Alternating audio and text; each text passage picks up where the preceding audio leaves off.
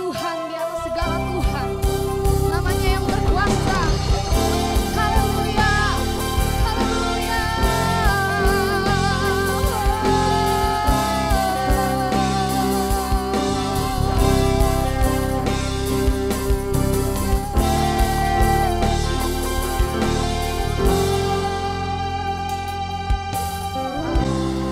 Alam semesta melukiskan kebesaran Tuhan. Bumi dan surga menyanyikan kemuliaan nama-Mu. Hosana. Hosana, Hosana, Kau yang layak dipuji, disembah. Kaulah yang bertahta di segala semuanya, Raja atas segala raja. Nama-Mu besar termulia.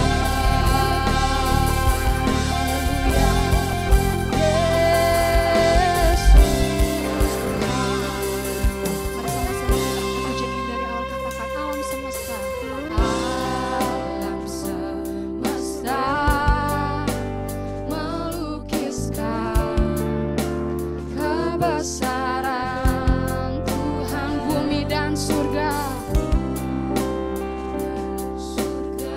menyanyikan kemuliaan nama. sorakan Hosana. Hosana bagi-Mu Tuhan. Hanya Kau yang Layak dipuji, disembah. Kaulah yang bertahta lurus dan semuanya, Raja atas segala raja. Nama-Mu besar termulia. lebih lagi katakan Kau yang layak. Layak dipuji, disembah. Kaulah yang bertahta lurus dan semuanya, Raja di atas segala raja. atas segala raja. Haleluya Tuhan. Termulia.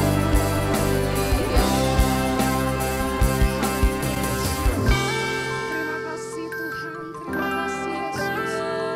Kau Allah kami Tuhan, Kau Allah yang kami sembah, Kau Allah yang kudus. Biarlah Tuhan, setiap kami Tuhan memuji menyembah Engkau Tuhan. Setiap lutut bertelut, lidah mengaku bahwa Engkau adalah Raja, Engkau adalah Tuhan di atas segala Tuhan. Haleluya, haleluya, haleluya.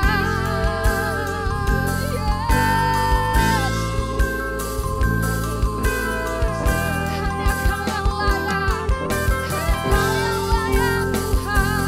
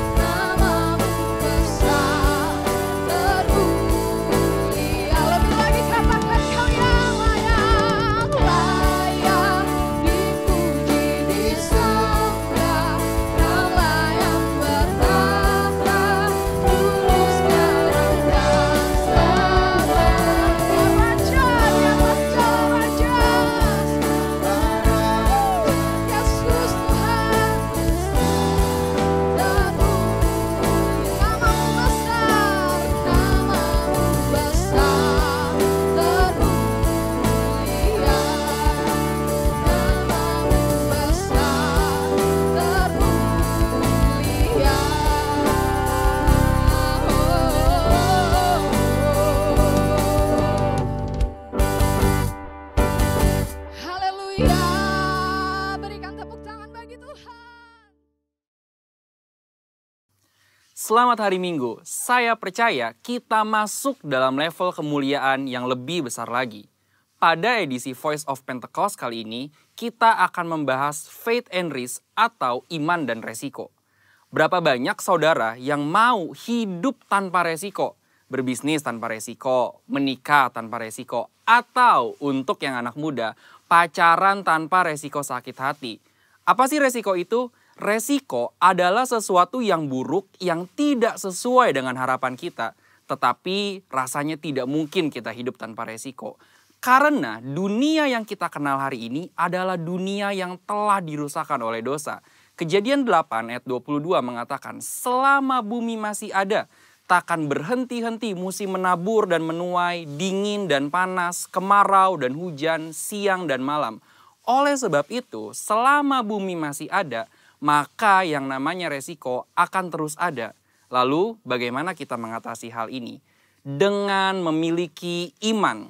Terkadang hidup ini seperti seorang pengusaha yang sedang berinvestasi. Dan yang namanya investasi tentu ada segudang resiko. Seperti beberapa faktor berikut.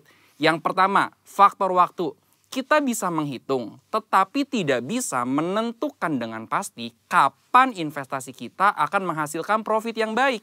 Dalam hidup ini kita juga tidak pernah bisa memastikan waktu. Tapi yang pasti Tuhan selalu tepat waktu. Yang kedua, faktor karakter.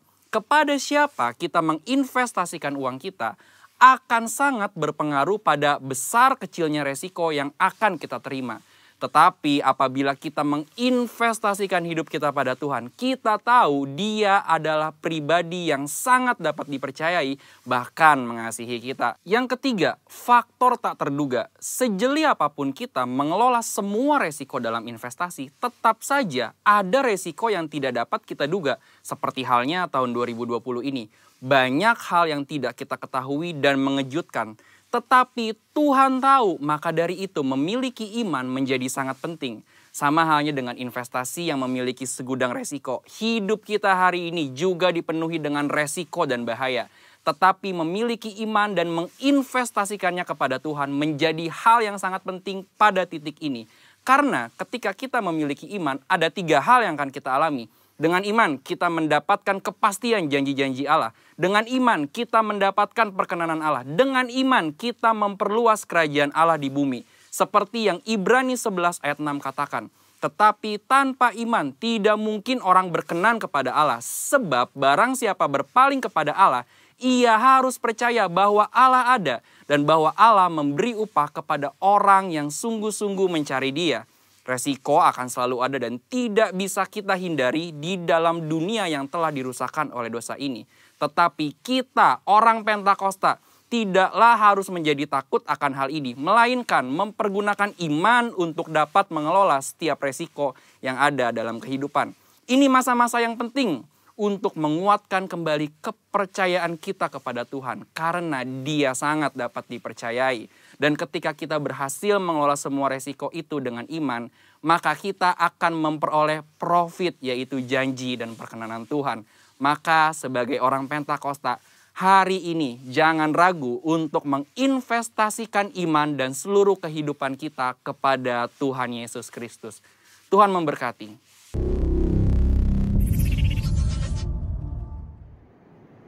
Shalom saudara. Bagi semua jemaat GB Dulos maupun setiap yang mendengarkan firman Tuhan yang mengikuti ibadah online pada minggu ini.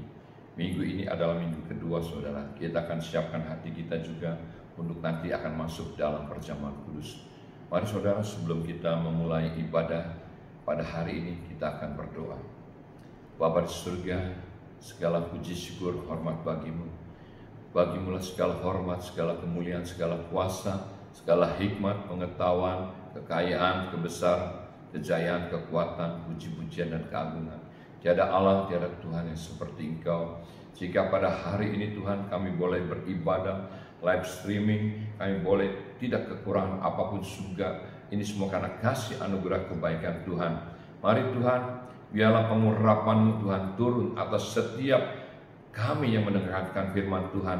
Biarlah pengurapan-Mu, hadirat-Mu turun atas setiap rumah-rumah umat-Mu Tuhan. dan Kau jamah mereka, Kau singkapkan mata hati dan pikiran mereka, dan Kau bukakan sehingga mereka boleh mengerti akan kebenaran firman-Mu, sehingga mereka boleh bertumbuh makin hari makin kuat, makin teguh, makin mengasihi Tuhan.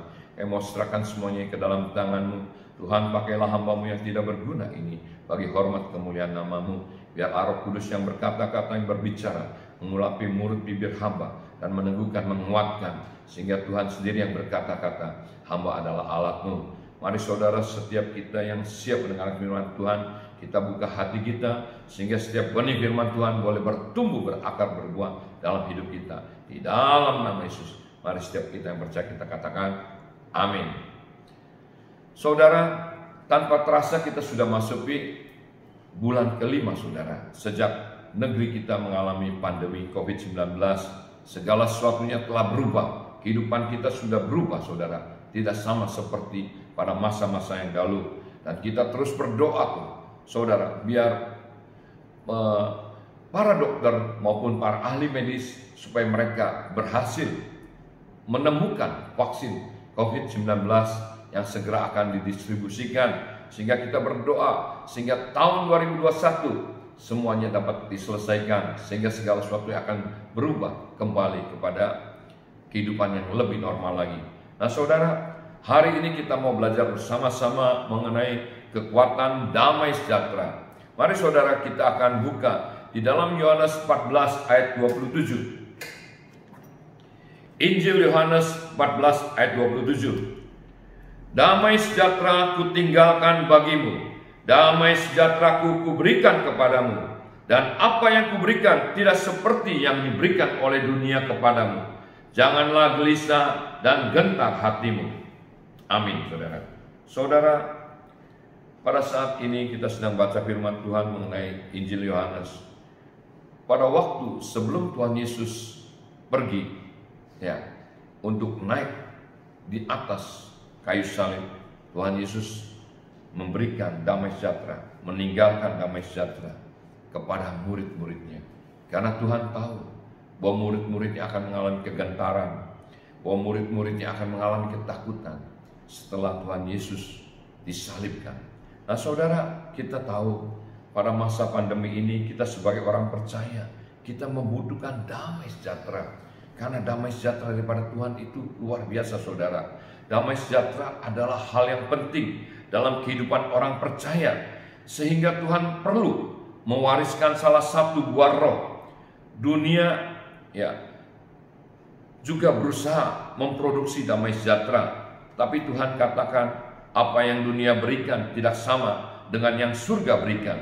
Sesuatu yang ditiru pasti sesuatu yang bernilai tinggi, sehingga diharapkan dengan meniru dan membuatnya bisa mendapat keuntungan yang besar. Jadi seharusnya kita orang percaya bisa memahami betapa luar biasanya damai sejahtera yang Tuhan berikan dalam hidup kita. Damai sejahtera yang Tuhan berikan tidak sama seperti apa yang dunia berikan, saudara. Saudara, bagaimana hari ini kita mau belajar supaya hidup kita memiliki damai sejahtera? Karena tanpa damai sejahtera, maka hidup kita di era pandemi ini kita akan mengalami ketakutan, saudara. Kita akan mengalami kekhawatiran. Kita akan mengalami takut akan masa depan kita, akan apa yang sedang terjadi saat-saat ini. Saudara, setelah saya merenungkan mengenai damai sejahtera, ternyata damai sejahtera ini bersifat aktif, saudara, bukan pasif, saudara. Mari saudara, coba kita akan melihat di dalam Kolose 3 ayat 15. Di dalam Kolose 3 ayat 15, saudara.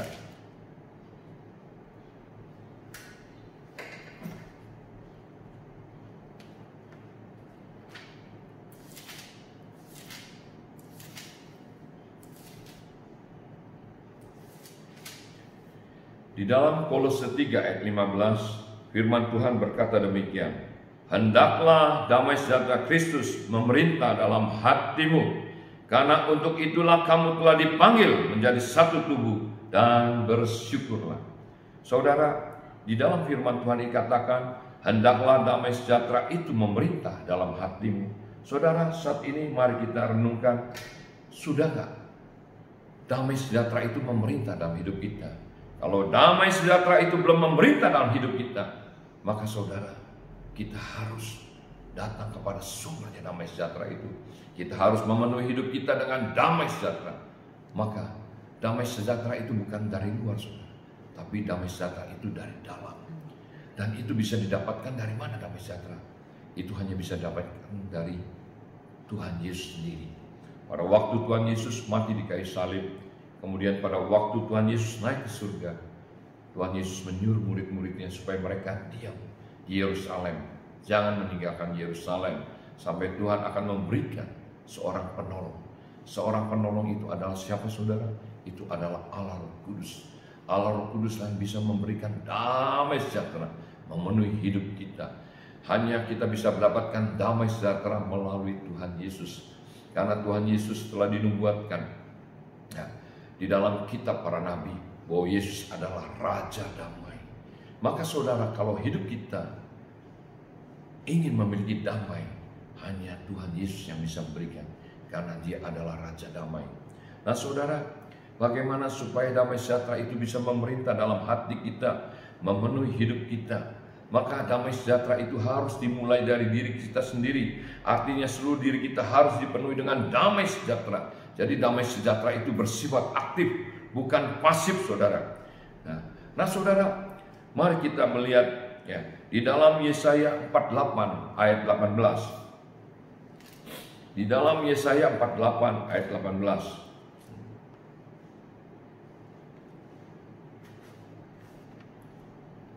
Yesaya 48 ayat 18 mengatakan demikian, saudara. Ayat ini sangat terkenal, saudara. Dan juga saat ini kita sedang juga saat teduh ya, masih di dalam kitab Yesaya. Mari saudara kita baca dengan keras. Di dalam Yesaya 48 ayat 18 firman Tuhan mengatakan demikian. Sekiranya engkau memperhatikan perintah-perintahku, maka damai sejahteramu akan seperti sungai yang tidak pernah kering, dan kebahagiaanmu akan terus berlimpah seperti gelombang-gelombang laut yang tidak pernah berhenti. Jadi saudara, bahwa damai sejahtera itu bersifat aktif, bukan pasif. Jadi saudara, firman Tuhan sudah mengajarkan bagaimana caranya supaya kita mendapatkan damai sejahtera. Jadi saudara, kalau kita mau mendapatkan damai sejahtera, maka firman Tuhan di dalam Yesaya 48 ayat 18 dikatakan, sekiranya engkau memperhatikan perintah-perintahku. Artinya apa saudara? Kita setiap hari harus baca firman Tuhan. Kita setiap hari harus saat teduh. Kita harus memperhatikan firman Tuhan. Bukan begitu kita membaca langsung kita melupakan. Tapi begitu kita membaca, kita merenungkan, kita melakukan, saudara. Maka kalau kita melakukan kebenaran firman Tuhan, apa yang terjadi? Di dalam ayat lanjutan katakan, maka damai sejahteramu akan seperti sungai yang tidak pernah kering. Jadi saudara, kalau hari ini damai sejahtera kita kering, itu artinya apa saudara? Artinya kita sudah meninggalkan persekutuan dengan Tuhan. Kita tidak lagi konsisten, kita tidak lagi intim dengan Tuhan, baik dalam membaca firman Tuhan dan merenungkan, melakukan kebenarannya, maupun kita memuji menyembah Dia. Saudara, semua ini tidak bisa dilepaskan dalam kehidupan orang percaya. Kita harus melakukan ini, saudara, karena ini sudah menjadi kebutuhan hidup kita sebagai orang percaya. Sama saja orang hidup membutuhkan makan, minum, saudara. Saudara dan saya tidak ada seorang pun yang tidak membutuhkan makan. Kalau kita tidak makan, maka kita akan mati. Tuhan Yesus mengatakan di dalam Injil Yohanes, firman-Ku adalah roti kehidupan, firman-Ku adalah air kehidupan.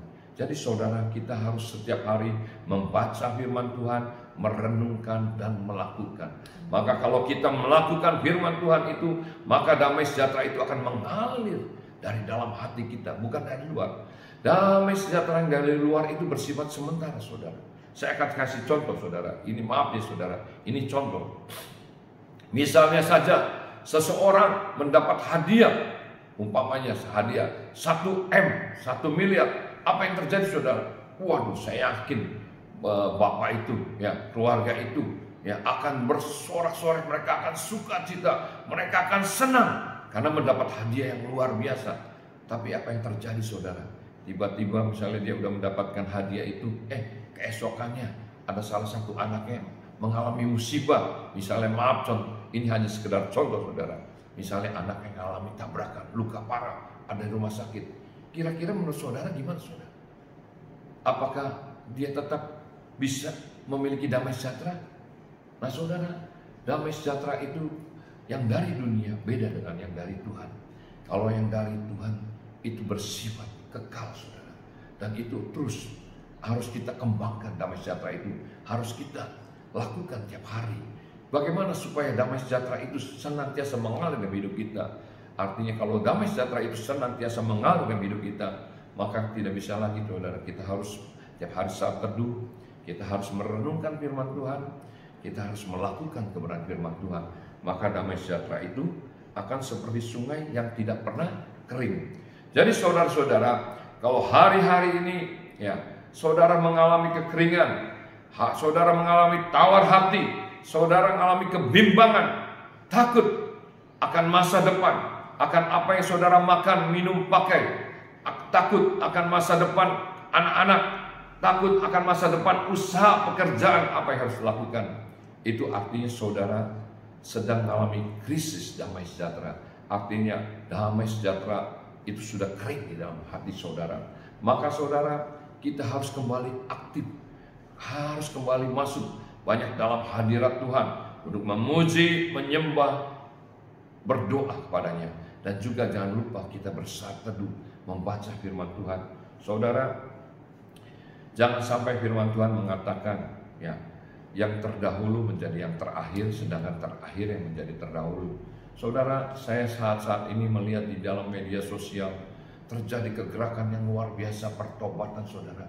Mereka yang terakhir saudara, yang belum mengenal Yesus, mereka percaya kepada Yesus, mereka rajin sekali saudara membaca akan firman Tuhan. Mereka haus, mereka lapar saudara. Dan pada waktu mereka membaca firman Tuhan, mereka mengatakan, ini adalah firman Tuhan yang sesungguhnya, ini adalah kebenaran yang sesungguhnya. Saudara, maka saudara, banyak sekali saudara, kalau saudara melihat di dalam media sosial, hari-hari ini banyak orang-orang di luar sana, mereka yang tidak percaya pada Yesus. Pada saat mereka bertemu dengan pribadi yang luar biasa, Yesus, mereka mengatakan, Yesus itu adalah jalan, kebenaran, dan hidup saudara. Saudara, kalau Yesus itu adalah jalan, dia adalah kebenaran, berarti dia itu adalah Allah saudara. Karena tidak ada yang benar di dunia ini selain daripada Allah saja, daripada Tuhan saja. Jadi Yesus itu adalah Tuhan, dia itu adalah Allah. Kita orang Kristen tidak pernah ya menjadikan Tuhan Yesus ya sebagai Tuhan.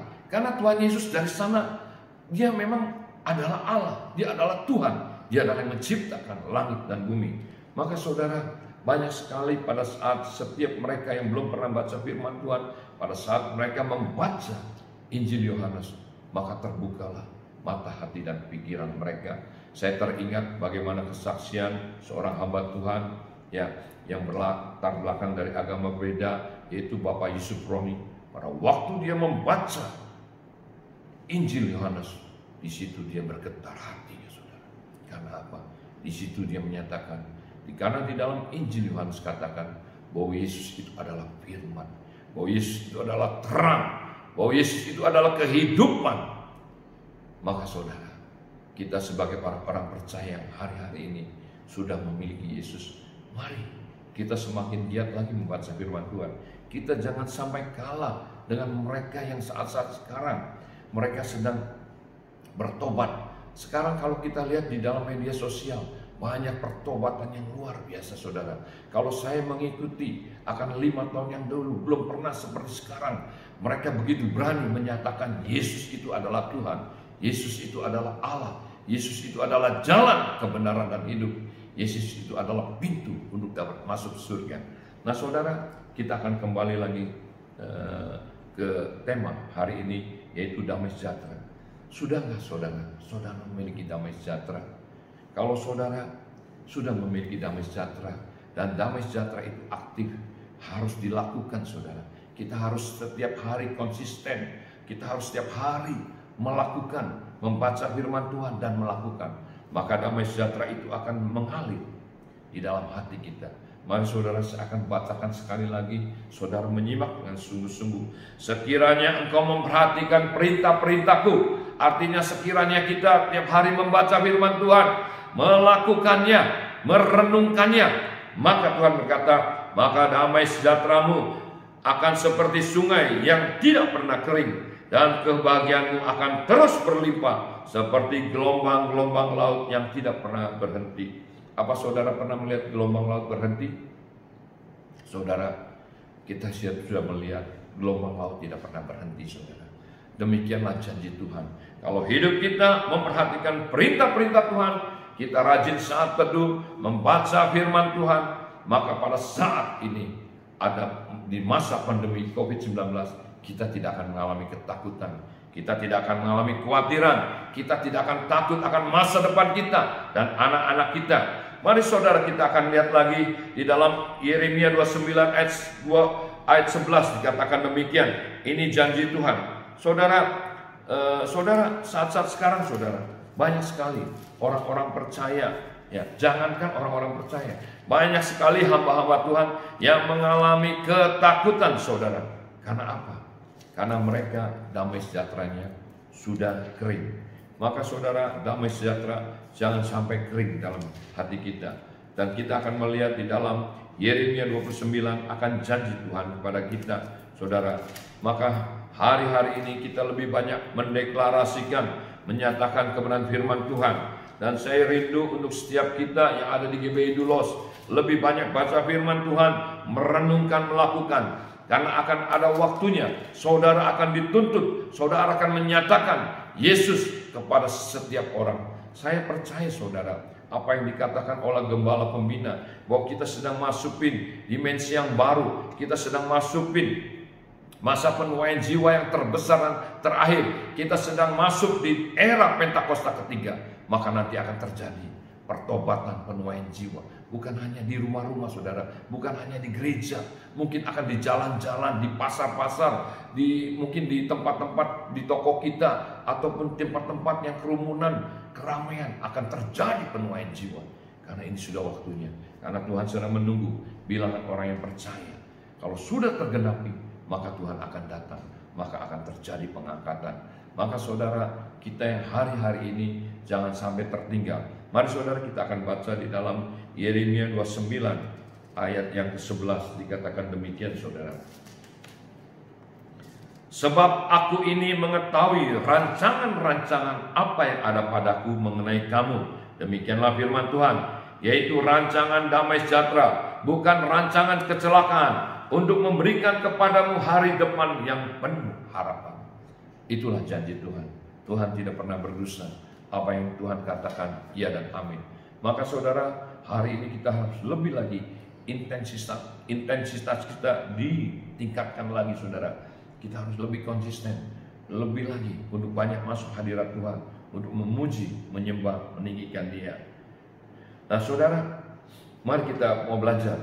Ya, ada 3 kekuatan damai sejahtera yang begitu bernilai tinggi bagi kita. Damai sejahtera itu ya dapat mengubah hidup kita saudara, dapat mengubah hidup kita. Saudara, kalau kita lihat di dalam salah satu contoh di dalam Hakim 6 ayat 24, Hakim 6. Mari saudara kita lihat di dalam Hakim 6 ayat 24. Kita akan melihat salah seorang ya pahlawan iman, yaitu adalah Gideon. Gideon ini sangat terkenal. Saudara bisa tahu bahwa Gideon ini adalah seorang pemberani atau seorang pengecut saudara. Ya. Gideon ini bukan seorang pemberani saudara. Ya. Tapi pada waktu ya dia dipenuhi dengan Roh Allah, maka dia menjadi seorang pemberani. Ya. Demikian juga saudara, kalau kita dipenuhi dengan damai sejahtera, maka akan mengubah hidup kita. Ya. Gideon yang pada saat dikuasai ketakutan, karena pada waktu itu bangsa Israel dikuasai oleh orang Midian. Saat malaikat Tuhan datang memanggil Gideon untuk membebaskan bangsa Israel, Gideon sedang apa saudara? Bekerja dengan sembunyi. Dia bekerjanya sembunyi saudara. Ya, dia nggak berani terang-terangan karena dia takut terhadap bangsa Midian. Tapi setelah dia mengalami ya damai sejahtera, yaitu malaikat Tuhan menyatakan kepada dia maka Gideon berubah menjadi pemberani.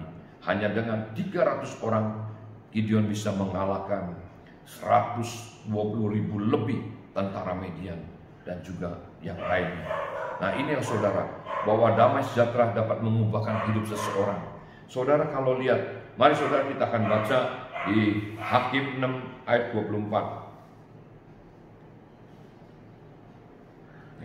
Hakim 6 ayat 24. Lalu Gideon mendirikan mezbah di sana bagi Tuhan dan menamainya Tuhan itu keselamatan. Mezbah itu masih ada sampai sekarang di Ofra, kota orang Abiezer. Nah saudara, pada waktu Gideon melakukan apa yang dikatakan oleh firman Tuhan, maka Gideon yang dari seorang pengecut berubah menjadi seorang yang berani. Demikian saudara, kalau kita melakukan, membaca firman Tuhan, maka damai sejahtera itu akan memenuhi hidup kita, akan mengubah hidup kita. Yang dari orang yang khawatir, penakut menjadi orang yang berani. Kedua, ya, damai sejahtera akan memberikan daya gerak. Mari saudara, ya, kita akan baca di dalam Yohanes 20 ayat 19.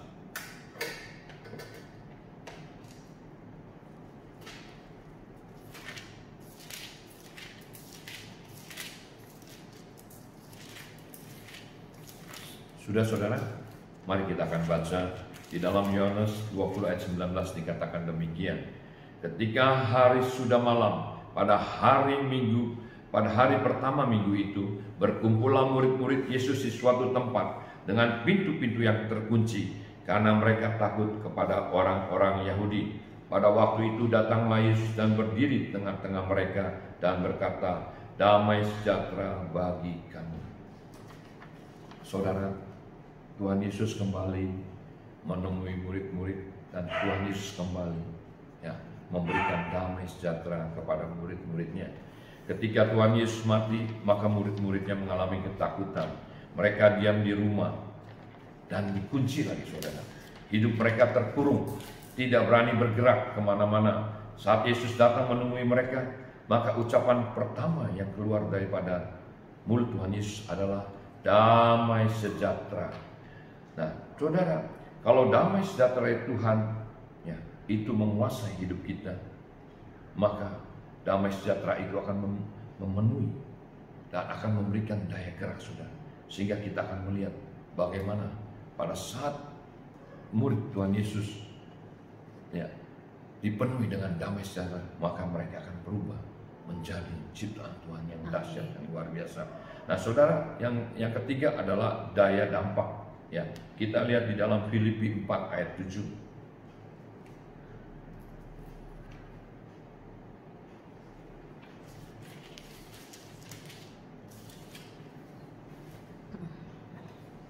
Filipi 4 ayat 7.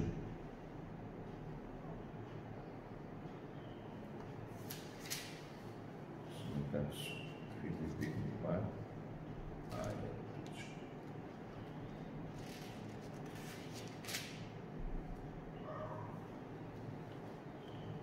Mari saudara, kita akan baca bersama-sama Filipi 4 ayat 7. Firman Tuhan berkata demikian. Damai sejahtera Allah yang melampaui segala akal akan memelihara hati dan pikiran dalam Kristus Yesus. Saudara, kalau saya ingat ayat ini memang luar biasa saudara. Pada saat setiap orang sungguh-sungguh percaya, bertobat, mereka mengalami damai sejahtera. Saya juga teringat saudara, bagaimana pada waktu saya pertama bertobat mengenal Tuhan Yesus, pada waktu damai sejahtera memenuhi hidup saya, maka segala kebimbangan, kekhawatiran, ketakutan masa depan itu hilang saudara. Itu luar biasa sekali, damai sejahtera daripada Tuhan. Demikian juga bagi mereka yang mengalami dilawat oleh Tuhan, mereka yang mengalami keraguan-raguan mengenai Yesus itu siapa. Tapi pada waktu mereka dipenuhi dengan damai sejahtera daripada Tuhan, maka mereka percaya bahwa Yesus itu adalah Tuhan, Yesus itu adalah Allah. Jadi saudara, damai sejahtera itu mempunyai dampak yang luar biasa dalam hidup ini, ya. Karena apa saudara? Dalam hidup ini damai sejahtera daripada Tuhan yang memiliki dampak bisa mengubah hati dan pikiran kita. Kita sangat mudah dipengaruhi oleh lingkungan sekeliling kita. Tapi kalau kita memiliki damai sejahtera, maka kita dapat mengubah sekeliling kita saudara. Dan damai sejahtera daripada Tuhan itu justru akan menguasai hati dan pikiran kita. Jadi kita hidup memiliki kekuatan ya Tuhan. Karena maka kita bisa mempengaruhi, bisa mengubah akan kehidupan sekeliling kita, keluarga kita, usaha kita, dan apa yang kita kerjakan. Nah saudara, mari saudara, biarlah hari-hari ini kita mau merenungkan akan firman Tuhan, kita mau melakukan lagi akan firman Tuhan. Karena maka itu damai sejahtera itu sangat penting. Damai sejahtera itu harus memenuhi hidup kita. Bagaimana caranya? Bagaimana caranya supaya damai sejahtera itu memenuhi hidup kita? Yaitu saudara, itu kita harus lakukan seperti apa yang dikatakan Yesaya 48 ayat 18. Kita harus memperhatikan perintah-perintah Tuhan. Artinya kita harus saat teduh, membaca firman Tuhan, melakukannya. Maka damai sejahtera itu akan memenuhi hidup kita seperti aliran air sungai yang tidak pernah kering, dan seperti gelombang-gelombang laut yang tidak pernah berhenti saudara. Maka itu akan mengubahkan kehidupan kita sehingga kita tidak takut saudara dengan apa yang kita makan, kita minum, kita pakai. Mari saudara, sebelum masuk di dalam perjamuan kudus, kita akan menyanyikan satu lagu dan kita akan introspeksi di dalam diri kita. Sudah enggak kita memiliki damai sejahtera di dalam hati kita? Kalau kita belum memiliki damai sejahtera atau damai sejahtera di dalam hidup kita, di dalam hati kita itu sudah kering, mari saudara kita memperbarui lagi. Kita datang ke hadapan Tuhan, kita bertobat, kita minta ampun, kita meninggalkan segala perbuatan-perbuatan yang jahat, dan kita juga meninggalkan setiap keraguan-raguan, kekhawatiran, dan kita mau beralih kepada Tuhan Yesus. Mari saudara, kita akan menyanyikan lagu ini dengan sungguh. Biarlah pada saat kita menyanyikan lagu ini kita menghayati dengan sungguh-sungguh, dan juga kita merenungkan sungguh-sungguh. Kalau hari-hari ini damai sejahtera kita sudah kering, mari kita bertobat, kita memperbarui lagi, kita mengaktif kembali lagi untuk memperhatikan firman Tuhan dan melakukannya.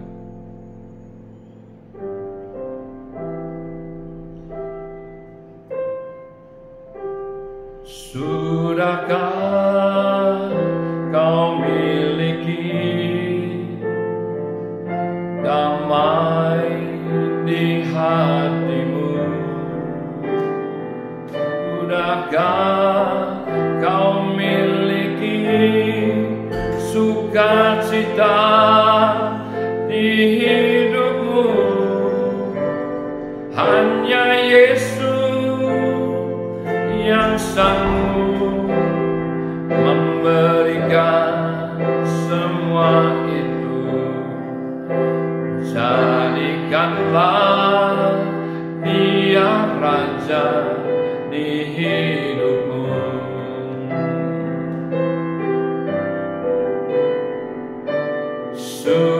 Sudahkah kau miliki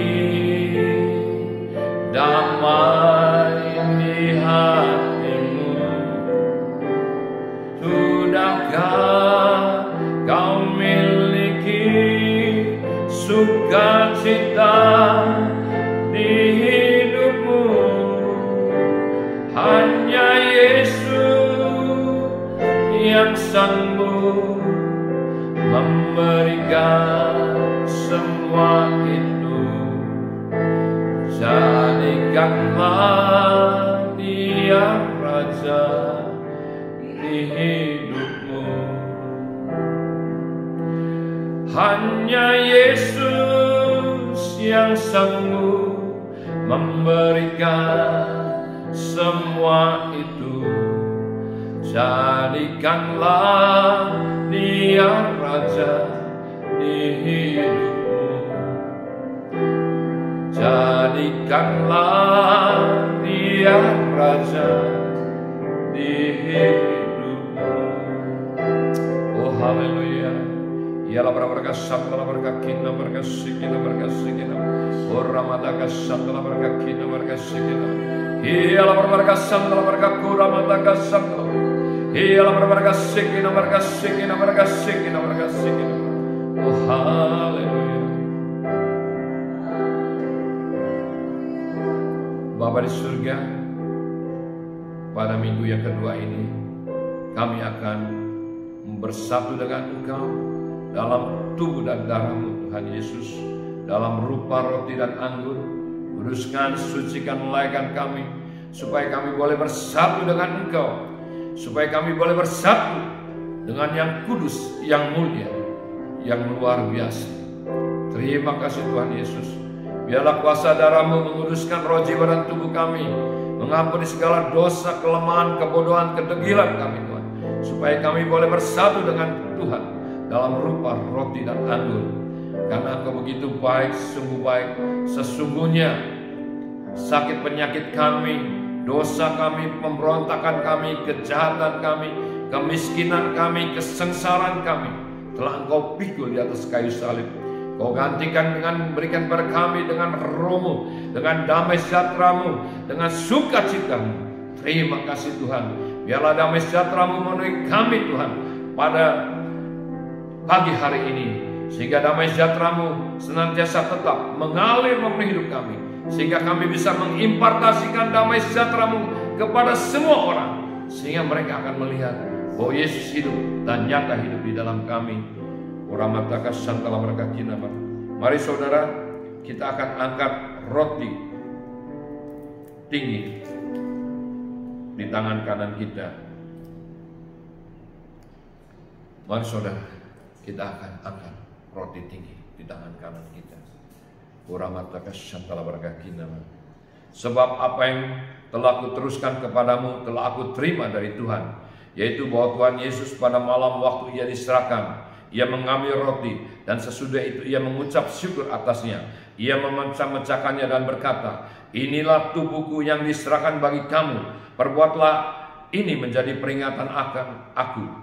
Bukankah roti yang kita pecah-pecahkan adalah persekutuan dengan tubuh Kristus? Mari kita makan di dalam nama Yesus.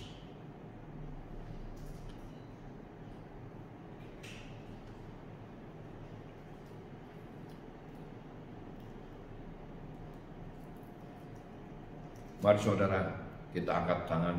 Mari saudara, kita angkat cawan tinggi di tangan kanan kita. Demikian juga Ia mengambil cawan sesudah makan, lalu berkata, cawan ini adalah perjanjian baru yang dimeteraikan oleh darahku. Perbuatlah ini setiap kali kamu meminumnya, menjadi peringatan akan aku. Sebab setiap kali kamu makan roti ini dan minum cawan ini, kamu memberitakan kematian Tuhan sampai Ia datang. Bukankah cawan pengucapan syukur yang atasnya kita ucapkan syukur adalah persekutuan dengan darah Yesus? Mari kita minum di dalam nama Yesus.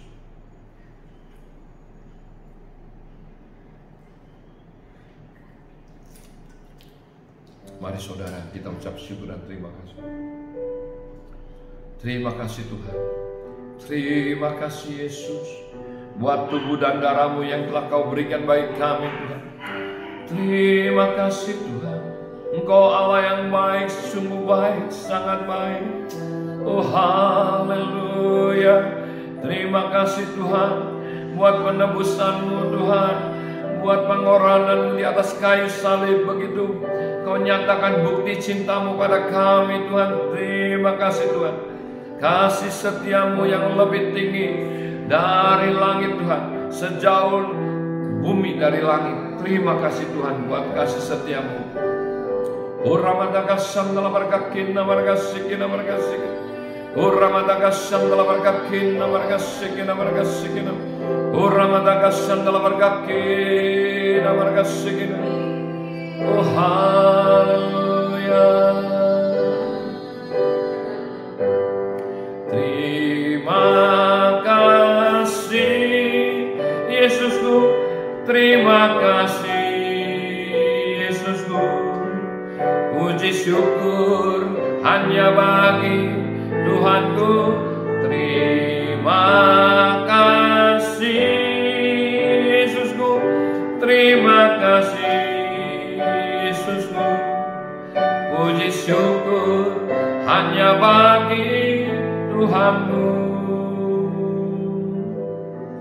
Puji syukur hanya bagi Yesusku. Oh haleluya.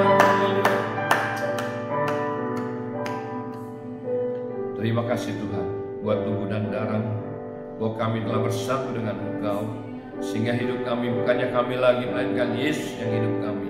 Mari Tuhan memerintahlah atas hidup kami, penuhi hidup kami dengan damai sejahtera-Mu dan sukacita-Mu, sehingga kami boleh impartasikan damai sejahtera-Mu kepada setiap orang. Karena dunia ini membutuhkan damai sejahtera Tuhan. Karena damai sejahtera Tuhan yang memberikan daya gerak, yang memberikan daya dampak, dan juga memberikan daya ubah yang dahsyat, yang luar biasa Tuhan. Terima kasih Tuhan. Terima kasih Tuhan. Jika sebentar Tuhan kami akan menerima berkat-Mu, mari saudara-saudara kita angkat dua tangan kita untuk menerima berkat Tuhan. Terimalah dan bawalah berkat, kasih karunia, damai sejahtera, sukacita, serta kebenaran yang berlimpah-limpah dan perlindungannya. Di dalam nama Yesus, dalam persekutuan dengan Roh Kudus, demi kemuliaan Allah Bapa di surga, yang senantiasa menyertai kita, bahkan sampai kedatangan Tuhan Yesus yang kedua kali, mengangkat kita ke awan-awan mulia, untuk masuk dalam perjamuan domba sebagai mempelai yang kudus. Mari saudara kita yang percaya katakan, amin.